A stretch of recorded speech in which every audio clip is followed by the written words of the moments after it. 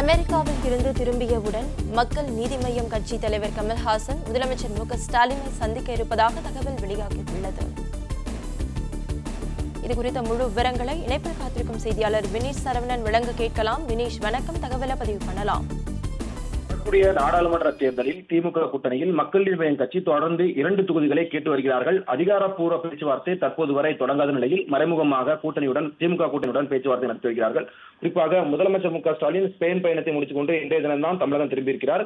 வெளிநாடு பயணத்தை முடித்துக் கொண்டு முதல்வர் மு.க.ஸ்டாலின் சென்னை திரும்பிய நிலையில் வரக்கூடிய 12ஆம் தேதி கமலஹாசனும் அமெரிக்க பயணத்தை முடித்துக் கொண்டு 12ஆம் தேதி சென்னை திரும்ப இருப்பதாகவும் கூறப்பட்டிருக்கிறது. ஆனால் முதலமைச்சர் மு.க.ஸ்டாலின் தரப்பில் இருந்து நேரம் ஒதுக்கப்பட்ட பின்னர் நாளை அல்லது நாளை மறுதினமும் கமலஹாசன் சென்னை வர இருப்பதாகவும் அதிகாரப்பூர்வமாக தகவல் தற்போது வெளியிடப்பட்டிருக்கிறது.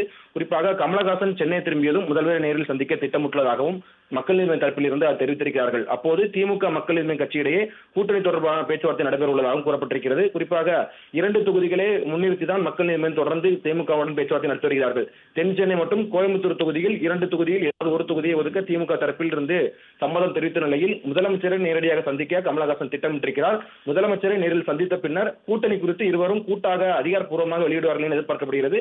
ஓரிரு நாட்களில் அமெரிக்காவில் இருந்து சென்னை திரும்பிய கமலஹாசன் முதலமைச்சர் நேரில் சந்திக்க நேரம் கேட்டுக்கொள்வதாகவும் திமுக கூட்டணியில் இருந்து கோவை மற்றும் தென் சென்னை தொகுதியை கேட்க ஏற்கனவே மக்கள் நீதி மய்யம் தரப்பில் இருந்து 2 கட்ட பேச்சுவார்த்தை நடத்தியிருந்தார்கள். மக்கள் நீதி மய்யத்தினுடைய மாவட்ட நிர்வாகிகள் கோவை மற்றும் தென் சென்னை மாவட்ட நிர்வாகிகளை அழைத்து அந்த கட்சியினுடைய மூத்த நிர்வாகிகள் பேசியிருந்தார்கள்.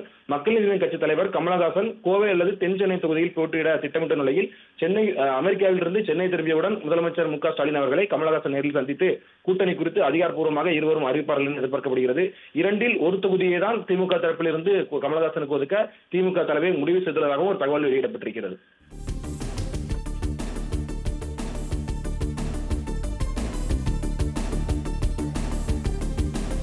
தகவல்களுக்கு நன்றி வினீஷ் சரவணன்.